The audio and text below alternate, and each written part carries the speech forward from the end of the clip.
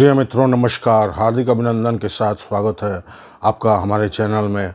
और आज हम बात करेंगे सिंह राशि और गुरुदेव बृहस्पति का कुंभ राशि में महाराशि परिवर्तन 20 नवंबर 2021 को। ज्ञात हो दोस्तों कि गुरुदेव बृहस्पति आगामी 20 नवंबर 2021 को अपनी वर्तमान राशि मकर राशि को छोड़कर कुंभ राशि में गोचर करने वाले हैं। गुरुदेव बृहस्पति एक राशि में लगभग 1 साल गोचर करते हैं। पिछले 1 साल से सिंह राशि वालों के छठे भाव में शनि देव के साथ युति बनाते हुए गोचर कर रहे थे। छठा भाव झगड़ा फसाद, कोर्ट कचहरी का मामला, रोग व्याधि, अड़चने, बाधाओं इत्यादि का भाव माना जाता है और कोई भी शुभ ग्रह छठे भाव में उसकी स्थिति शुभ नहीं मानी जाती है। गुरुदेव बृहस्पति समस्त 9 ग्रहों में से सबसे शुभ ग्रह होते हैं।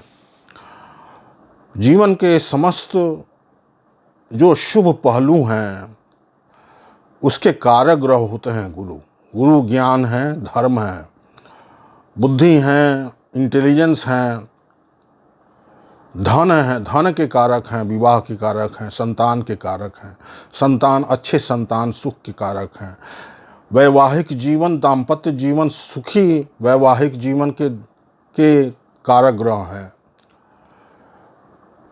उच्च पदस्थ पदाधिकारियों, IAS, PCS, लेक्चरर्स, प्रोफेसर्स इत्यादि के भी कारक ग्रह हैं। जो उच्च पदस्थ पदाधिकारी हैं उनकी जन्म कुंडली में गुरु अत्यंत मजबूत स्थिति में और शुभ स्थिति में पाए जाते हैं। गुरु के अच्छी स्थिति के बिना, कुंडली में अच्छी स्थिति के बिना किसी व्यक्ति के जीवन में शुभत्व की वृद्धि नहीं हो सकती। सुख, समृद्धि, धन, ऐश्वर्य की प्राप्ति में अनेक बाधाएं और अड़चनें आती रहती हैं। सिंह राशि वालों के छठे भाव में गोचर कर रहे थे पिछले 1 साल से, तो प्रत्येक कार्य में बाधाएं, अड़चनों का सामना करना पड़ रहा था। झगड़े फसाद और कोर्ट कचहरी के मामलों में उलझना पड़ रहा था। शत्रु उपद्रव की स्थिति थी, शत्रुओं से पीड़ित थे सिंह राशि के जातक। यह स्थिति तभी पैदा होती है यदि जन्मपत्री अर्थात अस्थाई कुंडली में, अस्थाई कुंडली के लग्न कुंडली में गुरु की स्थिति शुभ नहीं है। तब यदि गुरु की स्थिति अस्थाई कुंडली में शुभ है तो इसका कम ही बुरा प्रभाव देखने को मिला होगा सिंह राशि के उन जातकों को। वर्तमान में चल रही दशा अंतर्दशा भी इसमें बहुत मायने रखती है। यदि अच्छी ग्रह दशा अंतर्दशा चल रही है तो गुरु के दुष्प्रभाव का कम असर पड़ता है, अन्यथा उसका दुष्प्रभाव ज़्यादा पड़ता है। अब इस आगामी गोचर को यदि हम देखें तो गुरु शनि की राशि में ही अर्थात कुंभ राशि में आएंगे, किंतु केंद्र में होंगे, सप्तम भाव में उनका गोचर होगा, उनका स्थान परिवर्तन होगा। सप्तम भाव एक केंद्र का भाव है। केंद्र के भाव जैसे लग्न, चतुर्थ भाव, सप्तम भाव और दशम भाव। त्रिकोण के भाव 2 हैं, 3 है त्रिकोण के भाव, लग्न को मिलाकर 3 हैं। पंचम भाव और नवम भाव ये 2 त्रिकोण हैं और लग्न तीसरा त्रिकोण है। तो पंचम भाव के स्वामी हैं गुरुदेव बृहस्पति और अष्टम भाव के स्वामी हैं एक त्रिकोण के स्वामी हैं, इसलिए अत्यंत राजयोग कारक ग्रह होते हैं गुरुदेव बृहस्पति। सिंह लग्न, सिंह राशि वालों के लिए लग्नेश राशि सूर्य के परम मित्र भी होते हैं। गुरु जहाँ बैठते हैं वहाँ की वृद्धि करते हैं। तो गुरु सप्तम भाव में होंगे, तो जिनका विवाह नहीं हो रहा था सिंह राशि वाले जातकों का, उनके विवाह के रास्ते खुलेंगे। वैवाहिक जीवन, दाम्पत्य जीवन में जो खटास लगभग 1 साल से चला आ रहा था वो खत्म होगा और अच्छा माहौल बनेगा पति पत्नी के बीच। पार्टनरशिप बिजनेस में अनेक अड़चनें आ रही थीं और पार्टनरशिप बिजनेस जो कर रहे थे सिंह राशि के जातक, उनको अनेक अड़चनों बाधाओं का सामना करना पड़ रहा था। और इस गोचर से, आगामी गोचर से यह दुष्प्रभाव खत्म होगा और सुनहरा पल आएगा इस अगले 1 साल में।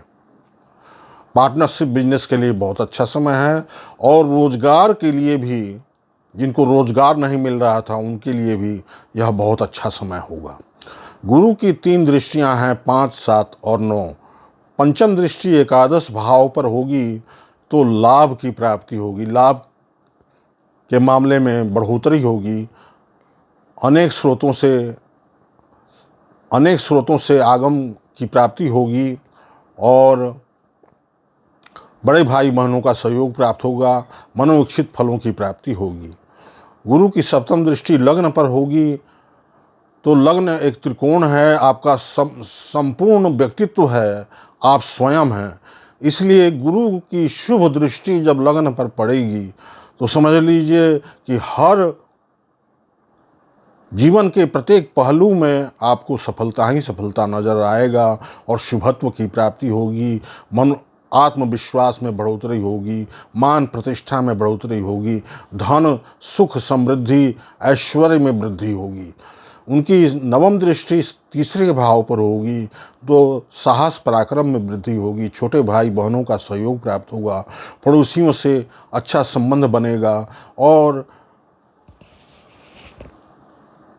छोटी मोटी यात्राएं, जो धार्मिक और तीर्थ स्थल की यात्राएं आप कर सकते हैं अपने परिवारजनों के साथ, माता पिता के साथ अथवा परिवारजनों के साथ। पति पत्नी के बीच के संबंध जो मधुर होंगे तो वो तीर्थाटन पर भी जाने को इच्छुक हो सकते हैं। इस तरह से सिंह राशि वालों के लिए गुरु का आगामी गोचर अत्यंत शुभ जाने वाला है। पिछले 1 साल का जो कड़वाहट था वो इस आगामी गोचर में बहुत कम हो जाएगा। जितनी नकारात्मक प्रभाव पिछले 1 साल से मिल रही थी वो समाप्त होंगी और सकारात्मक परिवर्तन का प्रभाव हावी होगा। दोस्तों, यदि आप अपने जन्म कुंडली का कुंडली एनालिसिस कराना चाहते हैं कि आपके कुंडली, अस्थाई जन्म कुंडली और जन्म ग्रह दशा अंतर्दशा के परिप्रेक्ष्य में गुरु का आगामी राशि परिवर्तन कैसा जाने वाला है, तो अपने कुंडली एनालिसिस के लिए मेरे व्हाट्सएप नंबर पर जो कि यहाँ दिया हुआ है उस पर कंसल्टेशन करके पेड कंसल्टेशन के द्वारा आप कुंडली एनालिसिस करवा सकते हैं। बहुत बहुत धन्यवाद।